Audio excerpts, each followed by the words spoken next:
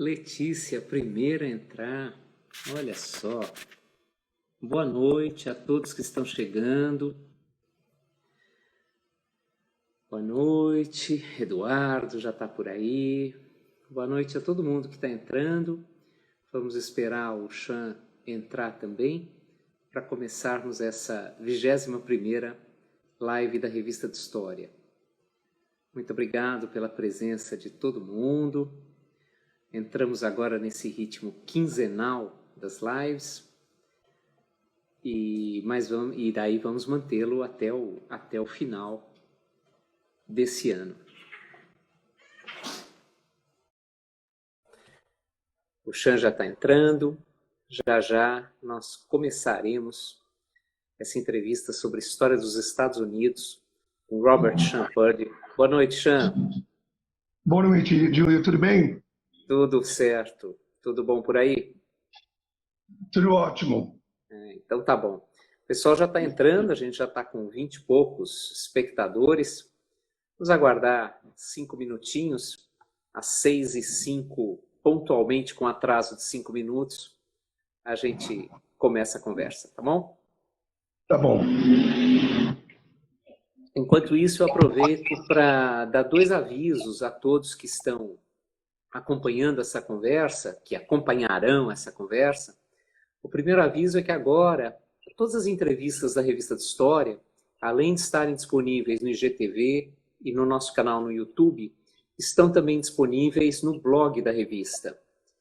É fácil chegar lá, basta buscar aqui na bio do Instagram a árvore de links, e daí na árvore de links você pode escolher YouTube, pode escolher o blog, pode escolher... O blog tem mais coisas também. Nessa semana mesmo entrou uma entrevista da Iris Cantor, ex-editora da revista e colega de departamento, professora de História Ibérica, e também nos agregadores de podcast, Spotify, Google, Apple, etc., Deezer, etc. Então, estão no Spotify sim, Marcela. Só o áudio, né, naturalmente, mas estão todas lá no Spotify. Em geral, no IGTV, ela fica disponível imediatamente após o final. Alguns minutos depois do encerramento da entrevista, ela já fica disponível para que vocês assistam as entrevistas no IGTV. No YouTube, no Spotify, nos demais agregadores de podcasts, uns 4, 5 dias depois elas estão por lá. Então, tá lá no Spotify. Pode procurar o nosso perfil no Spotify, tá tudo lá, não só as entrevistas das quintas-feiras, outros materiais. Tem, por exemplo, uma entrevista muito bonita do Zé Geraldo Vince de Moraes, sobre os Novos Baianos, a propósito da morte do Moraes Moreira. Há vários materiais em todas as nossas plataformas. E daqui a pouquinho a gente começa esse bate-papo com o Chan Purdy, meu colega de área, inclusive, né, de América Independente. Vamos esperar mais 2 minutos e a gente começa. E a outra lembrança é que nesse mês de outubro, hoje temos a entrevista com o Chan, daqui a 2 semanas, no dia 15 de outubro, a entrevistada vai ser a Denise Bernuzzi Santana, do Departamento de História da PUC, que vai falar de História do Corpo. E no dia 29 de outubro, a entrevistada vai ser a Flávia Gali Tati, da Unifesp, História da Arte da Unifesp, que vai discutir história medieval, uma Idade Média global. A Flávia acabou de publicar um artigo no número 179 da revista, dentro do dossiê organizado pelo Marcelo Cândido, e ela vai falar um pouco do dossiê e um pouco do trabalho geral dela em História da Arte medieval e a discussão de um medievo global, etc. Então, nosso calendário desse mês é Chan hoje, dia 1º, Denise Bernuzzi falando de História do Corpo no dia 15, Flávia Galitati falando de uma Idade Média global no dia 29. Daí, em novembro, nós temos a Gabriela Pellegrino, temos o Zé Antônio Vasconcelos, e para dezembro, a última entrevista do ano ainda é uma surpresa. Já está tudo acertado, mas eu vou fazer um certo suspense antes de divulgar quem vai ser a nossa entrevistada na última live do ano. Eu lamento, Eduardo, de fato a Lira está latindo sem parar, é um fenômeno que se chama CIO, e ela fica latindo sem parar 24 horas por dia. Então, de fato, está chata, peço desculpas, mas não há o que fazer. Tem 3 por aqui e uma delas late. Mia. Mia sem parar. Bom, são 6h05, podemos começar, né, Chan? Podemos. Então, muito obrigado a todos que já entraram. Outros entrarão no decorrer dessa conversa com Sean Purdy sobre a história dos Estados Unidos. Sean Purdy é graduado em História pela Carleton University do Canadá, mestre e doutor em História pela Queen's University, também do Canadá. Foi professor na Temple University nos Estados Unidos entre 2004 e 2005 e na UNB entre 2005 e 2006. E desde 2006 é professor do Departamento de História da USP, da área de América Independente, com ênfase em História dos Estados Unidos. O Sean participa de vários projetos de pesquisa, por exemplo, um estudo comparado de slums, guetos e favelas em São Paulo, Chicago e Toronto. Ele também coordena um projeto muito interessante com estudantes de graduação sobre a USP na EA durante a ditadura militar no Brasil. Em 2009, o Sean atuou como pesquisador visitante no Centro de Estudos Latino-Americanos da Universidade de Chicago e, ao longo dessa trajetória, uma ampla trajetória, publicou diversos artigos, artigos em periódicos científicos, capítulos de livros no Brasil, nos Estados Unidos, no Canadá, e, entre outros livros, ele é autor de A História dos Estados Unidos, das Origens ao Século XXI, editado pela Contexto em 2007, em colaboração com o Leandro Carnal, Luiz Estevão Fernandes e Marcos Vinícius de Moraes, e, recentemente, O General Estadista, Douglas MacArthur e o Século Americano, lançado em 2018 pela Intermeios, em parceria com o Programa de História Social da USP. Sean, bom, o Eduardo Cavalheiro está dizendo que você é bom em botecos do Bexiga. Eu não incluí isso na apresentação, porque eu não tinha essa informação, mas isso é bastante relevante e eu prometo que na próxima entrevista eu vou colocar isso na sua biografia, porque é muito, muito, muito importante. Sean, muito obrigado por ter topado essa entrevista, por ter proposto esse tema, decifrando os mitos da história dos Estados Unidos, e eu tenho certeza que vai ser uma conversa bem bacana, e é a nossa primeira conversa aqui nessa sequência de lives da Revista de História, que aborda a história dos Estados Unidos. Então, muito obrigado pela tua presença aqui, por colaborar com a revista, não só aqui, também em pareceres ocasionais, né, etc. E eu queria justamente começar esse bate-papo a partir do título que você propôs para essa entrevista, Decifrando Mitos da História dos Estados Unidos. Antes da gente chegar na história dos Estados Unidos, ou meio já chegando lá, mas passando por uma discussão mais geral, qual é exatamente o papel dos mitos históricos? O que eles representam? Qual é o sentido? Qual é o lugar dos mitos históricos? Bom, muito obrigado, Júlio, e boa noite a todas e todos. É sempre bom falar sobre esses assuntos. Bom, ao invés de falar sobre as minhas pesquisas nessa entrevista, eu decidi falar sobre uma coisa que eu enfatizo bastante na sala de aula, dando aula sobre a história dos Estados Unidos, porque eu acho essa questão da criação de mitos, a importância de mitos na vida social, cultural, política dos Estados Unidos é super importante. Bom, eu não tenho uma definição super elaborada. Eu acho de que eu vejo o mito como uma narrativa ou uma história inspirado em algum aspecto do passado, ou alguns aspectos do passado. Essas histórias podem ser fictícias, podem ser parcialmente verdadeiras, ou podem ser uma dramatização de eventos reais. E esses mitos servem como símbolos nacionais importantes, servem para afirmar um grupo, um conjunto de valores, de valores morais, de valores nacionais, etc. E estamos falando sobre a história dos Estados Unidos, mas eu acho que todos os países, e eu vou focar na minha fala na questão de mitos nacionais, eu acho que todos os países têm, né? Eu sou canadense, tem no Canadá, Brasil também tem, né? Eu não sei se os Estados Unidos tem mais ou é mais importante nos Estados Unidos do que em outros países, mas uma série de mitos sobre o passado nos Estados Unidos é muito importante. É uma coisa que é ensinado na escola, que é visto como senso comum, e faz uma importante parte, eu acho,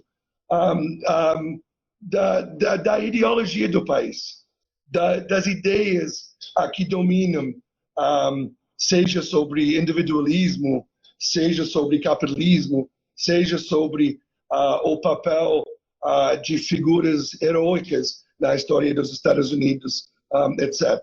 Então, por causa disso, eu acho bastante importante, e eu deveria falar que eu fui bastante inspirado recentemente em reler um livro que eu li tipo 20 anos atrás.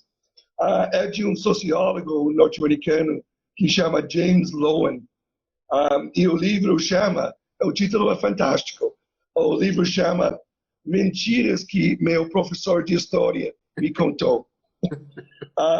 Onde ele é um estudo de livros didáticos nos Estados Unidos, e onde ele mostra tipo as distorções ou abuso do passado em matérias educacionais, etc. Mas eu diria que não é só em livros didáticos.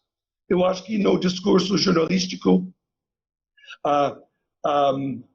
temos muitos mitos em televisão, como o History Channel, por exemplo, que de vez em quando tem uma coisa decente, mas frequentemente acaba promulgando mitos sobre os Estados Unidos. É o tipo de revista de história sobre os Estados Unidos que você compra na banca de jornal. É o tipo de discurso político, né, que políticos usam frequentemente. Né? Eu menciono no meu livro sobre Douglas MacArthur, ele foi mencionada 7 vezes na campanha presidencial do Donald Trump em 2016, né? 7 vezes. E tudo figura mítica da história dos Estados Unidos serve hoje em dia ainda. Certo. Você falou dos usos do passado, né? Usos e abusos do passado, e em grande medida essa mitificação ela se presta a isso, a você moldar o passado, a você criar mecanismos por meio dos quais a leitura do passado se faça dentro de uma chave e a partir de um tipo de percepção que a rigor é um manejo, né? Você falava, pode ter mais verdade, pode ter menos verdade, mas de qualquer maneira a intenção é construir um relato, uma narrativa que seja envolvente e muitas vezes, salvo engano, Chan, também com a função de provocar algum tipo de agregação, algum tipo de coesão social e nacional, né? Absolutamente, absolutamente. E indo especificamente para o caso dos Estados Unidos, um dos mais célebres desses mitos é o dos pais fundadores, né? A maneira como eles atuaram, a sua presença, os seus vínculos com a Revolução Americana, com a independência dos Estados Unidos, né? Fala um pouquinho dos pais fundadores e da forma e do papel e do lugar que esse mito dos pais fundadores adquiriu e exerce, seja na historiografia, seja no imaginário norte-americano atual. Bom, quando a gente fala dos primeiros tipo, imigrantes para os Estados Unidos, os puritanos, etc., certamente muita narrativa enfatiza o fato de que eles eram refugiados, né, de perseguição religiosa no Velho Mundo. Então, isto é Estados Unidos como um país dos refugiados, de liberdade, de democracia. Certamente tem muito a ver com o fato que eram protestantes, de várias religiões protestantes dissidentes. E como você sabe, Júlio, e várias outras pessoas, o lugar do poder,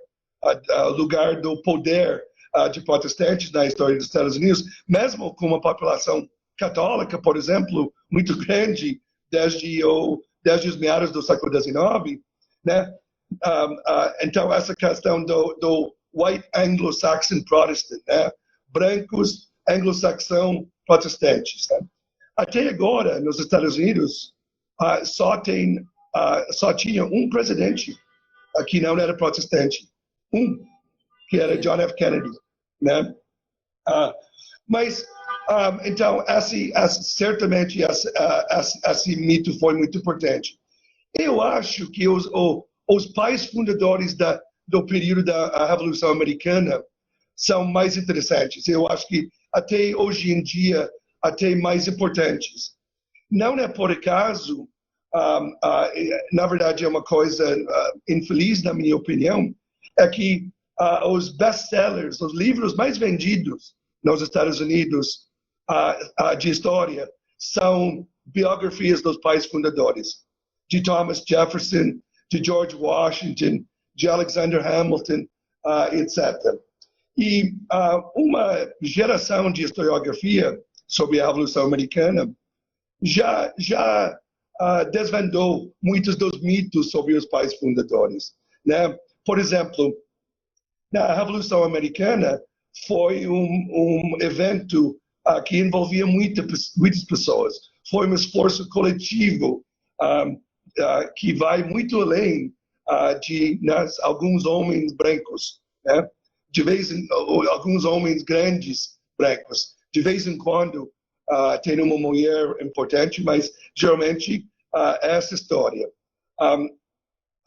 Narrativas míticas sobre a Revolução Americana acabam mascarando o processo social complexo de um evento assim, e a participação de muitas pessoas, além de escravistas como Thomas Jefferson e George Washington, o papel dos povos indígenas, o papel dos escravos ou negros libertos, o papel de mulheres, etc. Né? E eu acho que vocês sabem de que até tem uma escultura no lado de uma montanha, né, nos Estados Unidos, com as grandes figuras da história norte-americana, né? De George Washington, de Thomas Jefferson, de Theodore Roosevelt e de Abraham Lincoln. Né? Interessantemente, feito em uma montanha, em terra, que foi roubada dos povos indígenas no século XIX. Mas um exemplo, por exemplo, então, esse mito dos pais fundadores enfatiza a coragem individual, heroísmo individual, feitos individuais, né, que acabam mascarando processos sociais. Não é para dizer que indivíduos não são importantes, são, né?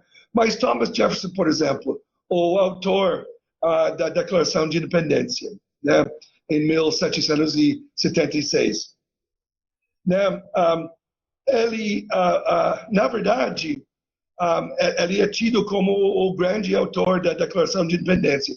Mas, na verdade, houve mais de 90 declarações de independência individuais, locais, escrito por artesãos, por pequenos fazendeiros nas colônias que se tornariam Estados Unidos.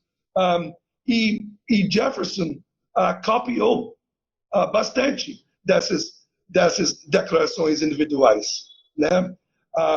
Declarações de independência locais, desculpa. Mais de 90. Mas ele é tido como o grande autor, quando, na verdade, a Declaração de Independência foi fruto de um processo social complexo, que envolvia muita gente. né? Muita gente. Então, isso, e tem um monte de outros mitos, tirando o fato de que ele era escravista, né? Ele era dono de escravos, ele fazia parte de um contexto maior, né? E logo depois da Declaração de Independência, um dos secretários do Congresso, eu estou esquecendo o nome dele agora, mas ele começou a escrever uma história da Revolução Americana, porque ele era participante e também ele tinha acesso a um monte de documentos, etc., sobre esse processo. Mas depois de algum tempo ele desistiu e falou: olha, eu não quero estragar essa história, porque se eu contar a verdade, o que aconteceu, vai estragar essa história, e eu prefiro deixar para todo mundo admirar a palavra que ele usou. Então ele admitiu de que era um processo de criação de mitos. E frequentemente, de novo, nem da época, mas 50, 100 anos depois, muitos desses mitos foram construídos em literatura, em artes plásticas, etc. Bastante depois dos eventos, né, do tempo dos eventos, né? Então, os grandes pinturas,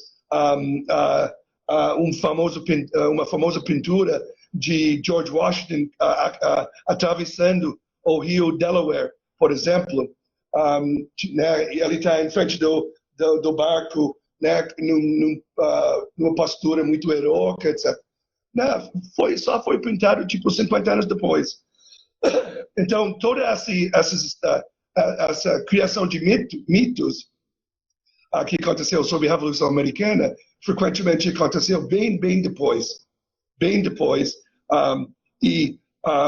Frequentemente, exagerando, inventando fatos, distorcendo outros fatos, né?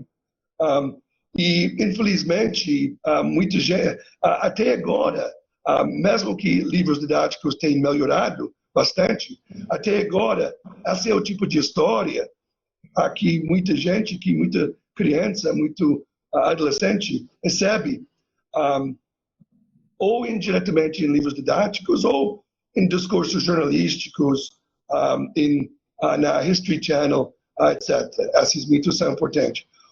Outro exemplo muito importante é do herói da Revolução Americana, Paul Revere. Todo menino ou menina norte-americana conhece a história de Paul Revere. Paul Revere era um artesão e ele fez uma viagem de cavalo de madrugada para avisar as forças americanas de que os britânicos iam atacar, né? E a ideia era que ele tinha que despertar as massas para eles lutarem contra os britânicos. Então, de novo, era um feito individual de um herói, né? Na verdade, existia essa pessoa, Paul Revere, né? Ele fez essa viagem mesmo, mas ele não fez sozinho. Ele fez com 2 outras pessoas. E ele não tinha que acordar a população sobre os britânicos, porque eles já estavam acordados. Aliás, eles tinham tirado toda a autoridade política e legal e física dos britânicos em Massachusetts 6 meses antes, né? De novo, a Revolução Americana foi um ato coletivo que envolvia muitas pessoas, não só um cara heróica que fez uma viagem, né, perigosa. Ele foi preso depois, etc., perigosa de madrugada, né? E eu não mencionei até agora, mas esse também é o tipo de história que a gente recebe, que muita gente recebe aqui no Brasil, por exemplo, em Hollywood, em cinema, né?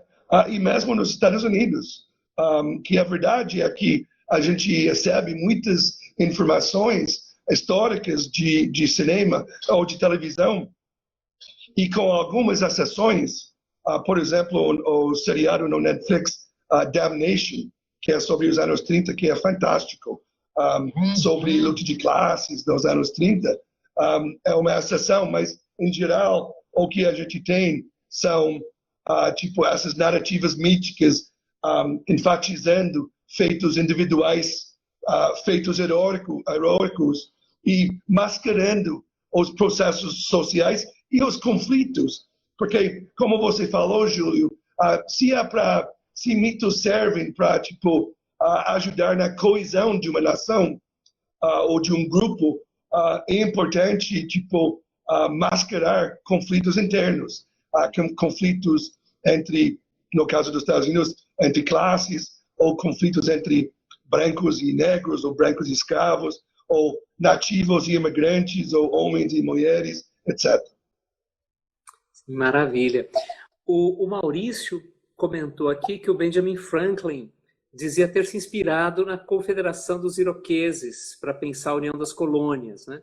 Um pouco na linha do que você falava sobre o Jefferson e a Declaração de Independência, quer dizer, aquilo não é obra de uma pessoa e aquilo não é algo original, né? Evidentemente. Sim, sim. Isso também é interessante que o Maurício mencionou isso, porque historiadores indígenas nos Estados Unidos, hoje em dia, quase todo o departamento de história nos Estados Unidos tem um historiador dos povos indígenas, quase todos, né? No Canadá também, né? Frequentemente, não sempre, mas frequentemente são pessoas indígenas, historiadores indígenas que estudam a história indígena, têm mostrado, tem mostrado que pessoas indígenas eram sujeitos da sua própria história, não só objetos. Então, em eventos como a Revolução Americana, por exemplo, ou em certas regiões dos Estados Unidos, os povos indígenas desempenharam um papel muito importante. Negros também, mulheres também, que só recentemente têm sido explorada. Existe a nossa colega Mariane Junqueira tem escrito um pouco sobre isso, mas também tem um novo livro em português do historiador norte-americano Ray Raphael. Foi traduzido alguns anos atrás, que fala muito sobre esses mitos da Revolução Americana. E ele também é o autor de um livro que ainda não foi traduzido, que é A História do Povo na Revolução Americana.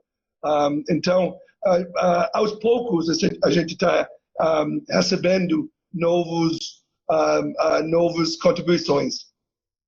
Certo. É interessante, você estava falando de como esses mitos aparecem na produção didática, aparecem no cinema, aparecem na literatura, tal, aparecem nos esportes também, né? A franquia da NBA da Filadélfia é 76ers, né? Sim. Se a gente passar para uma outra base produtora de mitos, que é a conquista do Oeste, o San Francisco 49ers na NFL. Também. Né? Ou seja, sempre essa ideia de você encharcar a vida social, talvez encharcar seja uma metáfora exagerada, mas você fazer com que apareça nas várias esferas da vida social a menção, a retomada, né? Para insistir nesses mitos, né? Que em muitos casos persistem até hoje. A Mariana Massafera comentou agora há pouco quantos mitos ligados aos confederados hoje em dia contribuem para fundamentar teorias e atuação de grupos racistas em tudo que é canto, aqui no Brasil, inclusive, né? Que sim, por exemplo, que foi simplesmente uma batalha entre estados, né, sobre o direito dos estados e não sobre a escravidão, quando na verdade foi sobre escravidão, a guerra de secessão. Absolutamente, e o uso de símbolos míticos, né? A bandeira da Confederação, os monumentos, etc. É tudo coisas muito atuais agora, né? Com os movimentos dos Estados Unidos contra o racismo. Existe, para quem entende inglês, um ótimo programa, tipo, não podcast, é tipo coisa que vai no Facebook, etc., de um comediante do sul dos Estados Unidos. Eu de novo, estou esquecendo o nome dele. Troy alguma coisa. E esse comediante fala bastante sobre esses mitos do passado no Sul, numa maneira muito crítica. Ele é excelente como comediante e a história dele é bastante... ele tem lido tipo as histórias mais recentes sobre o Sul e mesmo sendo um sulista orgulhoso, ele acaba criticando esses mitos. O mito de que não, os donos dos escravos trataram seus escravos bem, de que era um sistema sem conflito, de que os negros escravos eram bem tratados por todo mundo e houve paz entre escravos e senhores, etc. Então, com certeza, essas coisas. E é interessante, tem uma indústria da memória sobre a Guerra Civil nos Estados Unidos. Revistas, figurinhas, livros, revistas. Tem gente que eles se fantasiam de soldados da Confederação e do Norte e fazem tipo simulações das batalhas. É super importante, né? Há um livro muito bom sobre isso, de um historiador de Yale University, sobre a memória da Guerra Civil e como tem sido disputado entre a memória da Guerra Civil entre brancos e negros, etc. O Alexandre comentou, você já tinha citado o Ray Raphael, ele comentou aqui os mitos do Ray Raphael. O Darlan lembrou que informações, manipulações e omissões contribuem para que não haja questionamento desses mitos. E o Maurício fez uma pergunta que, se eu fosse o entrevistado, eu responderia não. Mas o entrevistado é você, então eu passo a pergunta para você. Se a Hannah Arendt, no Da Revolução, On Revolution, não fez apenas dar, a expressão é do Maurício, gabarito filosófico para os mitos fundadores. O que você acha? Bom, eu não conheço muito bem a obra de Hannah Arendt. Ela foi, isso está até meio atual, esses debates sobre liberalismo, etc. Certamente ela tinha uma posição bastante equivocada sobre direitos civis, por exemplo, Hannah Arendt. Ela escreveu umas coisas muito ruins sobre essa questão. Mas em termos da sua parte na criação de mitos filosóficos sobre a Revolução Americana, realmente eu não conheço a obra muito bem. Né? E você falou agora... Você falou agora, ao responder a questão do Maurício, você falou dos direitos civis. Vamos virar um pouco a chave da conversa, então. Sim. Você tem dado cursos, né? Você deu mais de um curso lá no departamento sobre movimentos negros nos anos 60, reivindicação de direitos civis. Está na sua pauta de cursos futuros a discussão mais concentrada, mais monotemática desse tema. Fala um pouquinho desses movimentos, Chan, que acho que seja como um outro tipo de mito, seja como um contramito, é central para a gente entender não só o que se passa nos Estados Unidos hoje, mas a maneira também como a sociedade norte-americana lida com a história. Bom, a narrativa, a memória coletiva, a narrativa histórica do movimento por direitos civis, hoje em dia, é a seguinte, né? Houve um grupo de respeitáveis pastores, mulheres da igreja, que eram pacíficos, e eles se organizaram para avançar uma luta para direitos políticos. Uma parte dessa narrativa inclui, por exemplo, também a decisão da Corte Suprema em 1954 contra contra a segregação na educação nos Estados Unidos. Então, esse grupo de respeitáveis pastores e mulheres da igreja, como Martin Luther King, por exemplo, lutaram pacificamente, eram respeitáveis, sempre usavam ternos, sempre bem vestidos, tudo. E eles ganharam direitos políticos em duas leis que foram estabelecidas em 64 e 65. Depois disso, começa, segundo essa narrativa, né, uma narrativa de declínio, né, onde o movimento foi para baixo, se tornou violento com o movimento Black Power, e não era mais respeitável, e acabou o movimento quando Martin Luther King foi assassinado em 68. Então, você vê, por exemplo, vários problemas. Todo mundo apoia Martin Luther King. Eu não vi nenhum comentário de Trump sobre isso ainda, mas provavelmente, se ele fosse perguntado, ele falaria que sim, era herói. Não sei. George Bush Jr., conservador, também elogiava Martin Luther King, né? Ele apareceu no dia de Martin Luther King em monumentos de Martin Luther King, etc. Né? Todo mundo todo mundo em poder hoje em dia, políticos, grandes empresários, etc., tem essa narrativa de bondade de Martin Luther King, etc.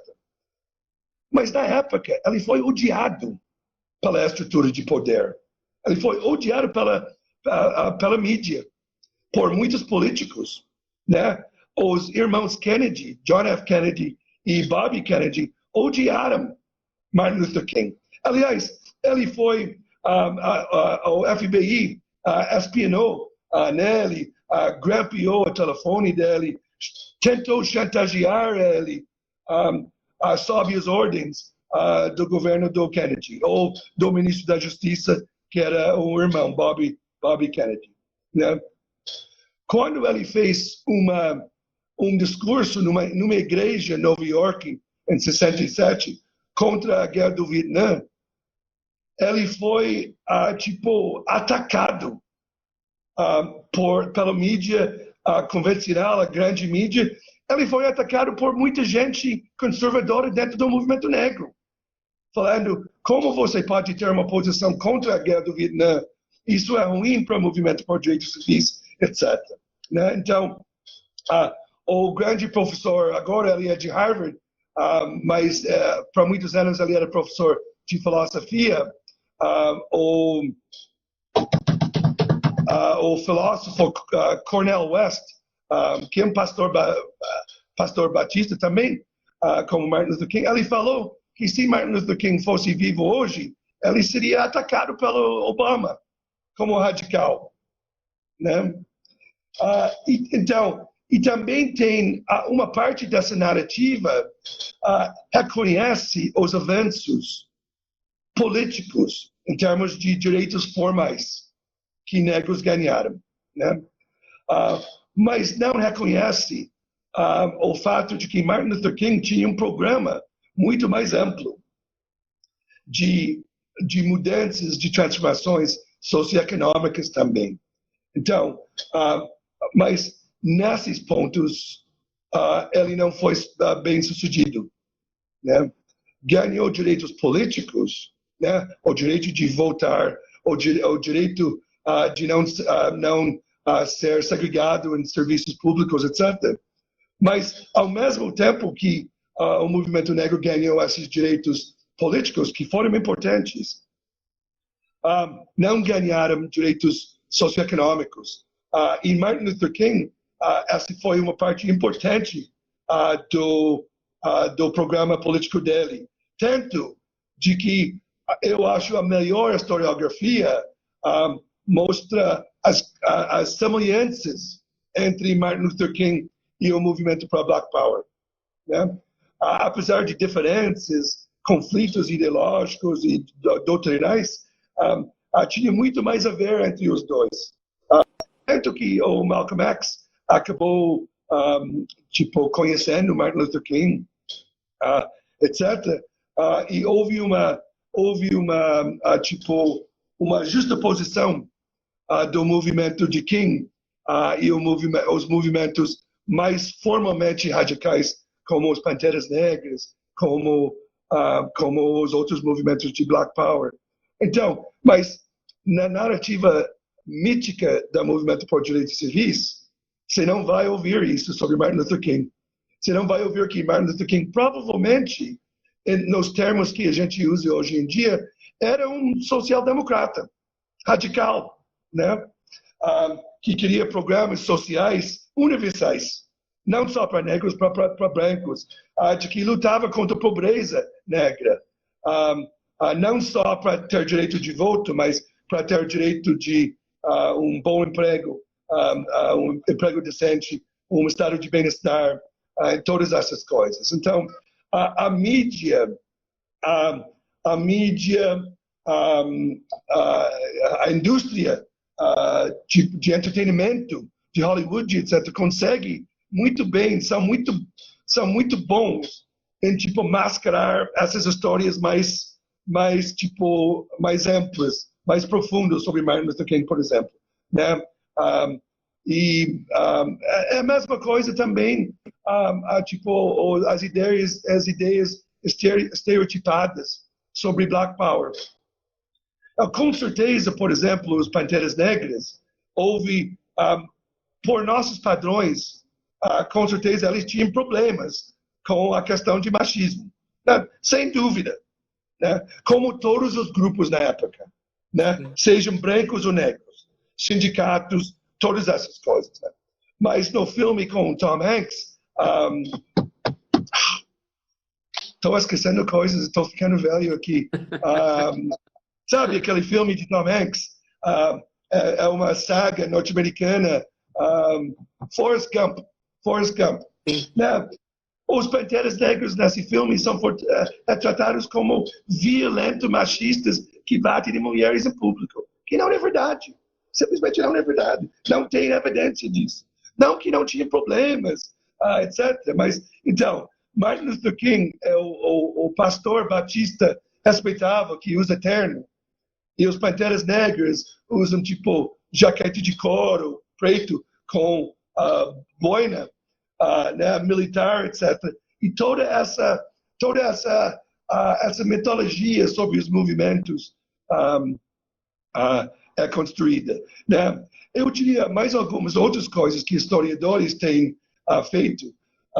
O papel da mulher no movimento, né? Além de Rosa Parks, quase ninguém sabe tipo, o papel das mulheres no movimento por direitos civis. Mas, na verdade, mesmo que os homens éramos líderes famosos, como King, etc., as mulheres eram tipo a base do movimento. Né? As mulheres da igreja, aliás. Né? Isso é importante. Não foi só um movimento do Sul, né?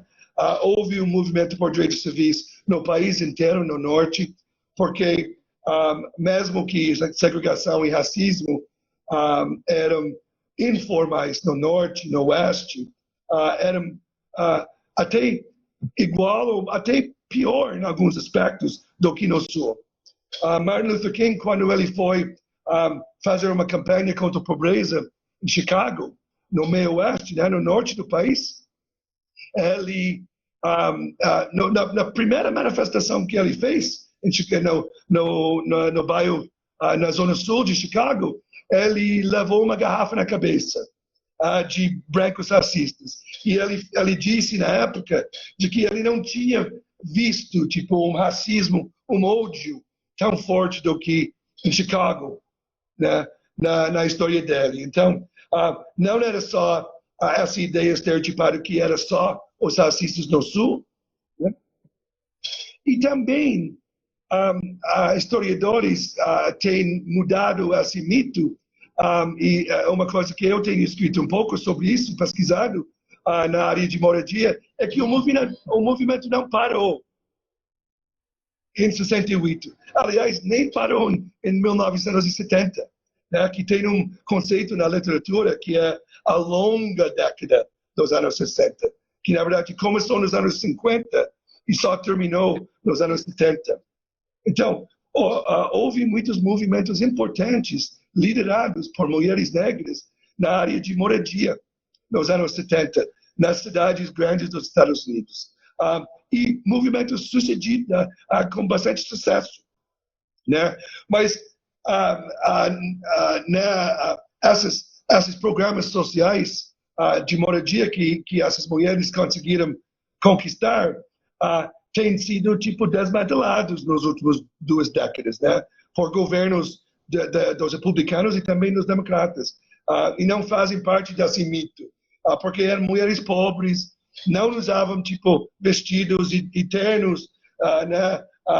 Usaram ação direta nas táticas de ganhar suas lutas, demandas, etc. Então, tem uma série de mitos e distorções, né?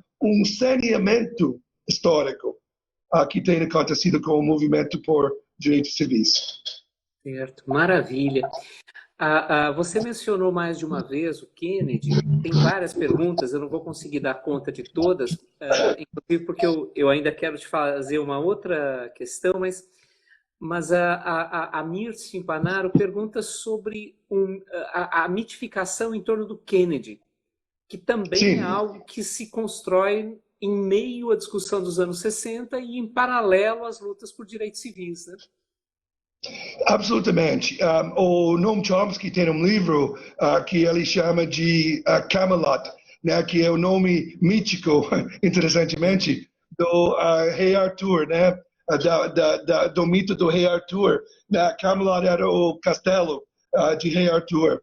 E ele coloca Kennedy nesse contexto, falando sobre política externa. Bom, o fato de que Kennedy foi assassinado menos de 2 anos no mandato dele, tem tipo bloqueado ele a ser explorado amplamente. Porque ele representou não só o primeiro presidente católico, mas jovem, ele era um veterano herói de guerra, da Segunda Guerra Mundial, bloqueou muitos historiadores e tipo o público em geral, e o fato que foi tragicamente assassinado, de ser honesto sobre as próprias políticas dele, né? Na área de política externa, ele era feroz anticomunista. Como senador nos anos 50, ele apoiava o macartismo, né? O irmão dele, o irmãozinho Bobby Kennedy, trabalhava como advogado para McCarthy, para Joseph McCarthy, né, no macartismo, né?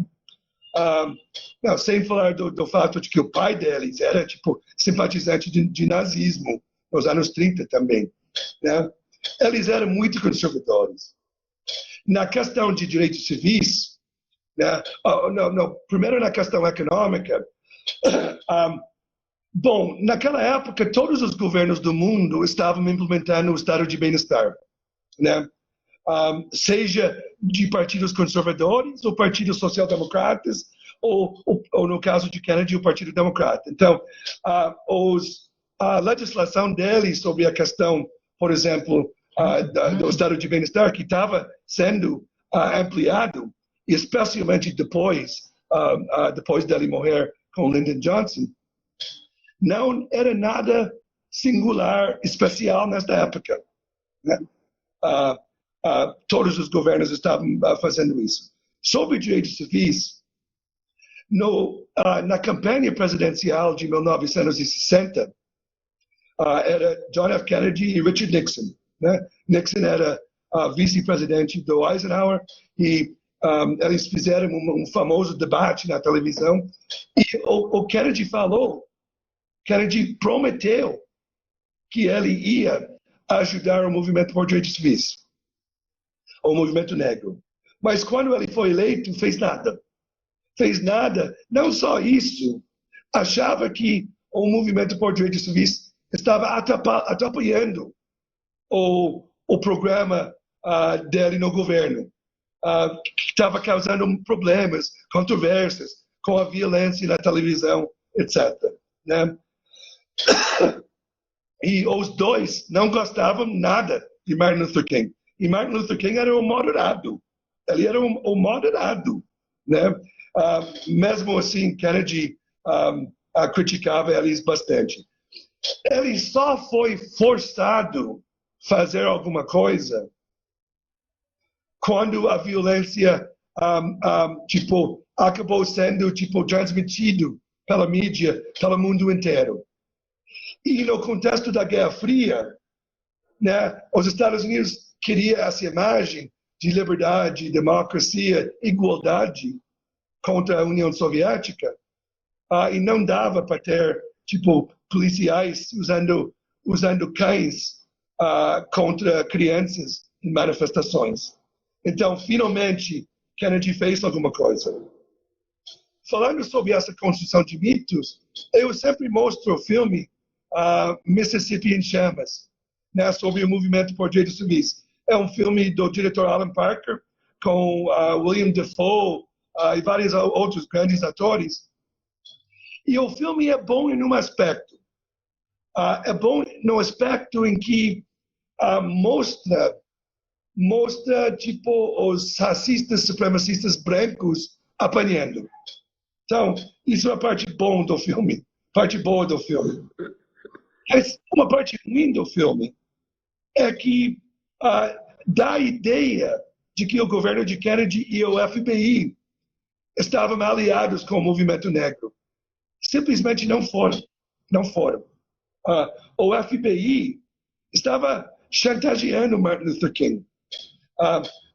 Eles também, o FBI, só atuou quando foi forçado pelo movimento. Né? E os heróis do filme, Mississippi em Chamas, não são os negros que fizeram campanhas para registrar, para tirar título eleitoral dos negros no Sul, que organizaram frequentemente em condições muito perigosas, várias pessoas mortas, etc. Éramos os negros, os heróis do movimento no Sul éramos negros. Mas nesse filme, os heróis são o FBI. Né? E Hollywood conseguiu... a narrativa hollywoodiana sempre gosta de diluir processos sociais coletivos em algumas figuras individuais. Né? Nesse caso, né, os bons agentes do FBI. Mas o FBI não eram aliados no movimento por direitos civis. Então, você tem nessa criação de mitos, hoje em dia, através de Hollywood, etc., aspectos verdadeiros mesmo, coisas que aconteceram, mas também esse saneamento da história real. Certo. Maravilha. A gente tem 3 minutos só, e daí não dá tempo de dar conta das várias questões interessantes que apareceram por aí, mas eu queria encerrar essa entrevista te perguntando um pouco sobre o cenário do estudo e da pesquisa de história dos Estados Unidos no Brasil. Quando eu fiz graduação quase 40 anos atrás, né, eu entrei na graduação em 82, então há 38 anos, não existia história dos Estados Unidos. Existia matéria, mas era péssima. E ninguém pesquisava, na verdade. Depois, houve alguns movimentos de pesquisa. Como está? Infelizmente, eu tenho que pedir para você ser rápido, mas como que está o cenário dos estudos e pesquisas em história dos Estados Unidos no Brasil? Eu acho que nunca foi melhor. Agora temos uma associação profissional, a Rede dos Estudos dos Estados Unidos. Eu diria de que a iniciativa para isso veio bastante dos colegas do Rio de Janeiro. Temos redes sociais, etc. Temos encontros regulares, né? e várias pessoas estudando esse assunto cada vez mais. Não somos uma associação histórica maior do país, nada disso, mas em nosso evento em 2017, na USP mesmo, né, as sessões tinham tipo 75 ou 80 pessoas. Né? Gente do país inteiro. Então, ainda estamos falando de poucas pessoas, mas cada vez mais com mais tipo vínculos com o próprio Estados Unidos, etc. Eu diria uma coisa é que é normal de que provavelmente a área mais estudada é a história cultural. Né? Então, não tem tanto uma diversidade de assuntos. Né? Eu recebi uma proposta esta semana, aliás, de alguém que quer estudar Thomas Jefferson. Isso é muito diferente. E, geralmente, as pessoas acabam indo para a história dos Estados Unidos por causa de cinema, por causa de histórias em quadrinhos, literatura, essas coisas. Então, nós temos bastante trabalho para fazer, mas eu quero agradecer bastante o trabalho de um grupo de jovens no Rio de Janeiro que tem tomado a iniciativa para muitas dessas coisas, além de a minha colega Mariane, a Cecília Azevedo no Rio de Janeiro e outras pessoas, mas muitos jovens alunos de pós que têm trabalhado muito disso para expandir a área. Eu estou bastante feliz. Que maravilha, maravilha.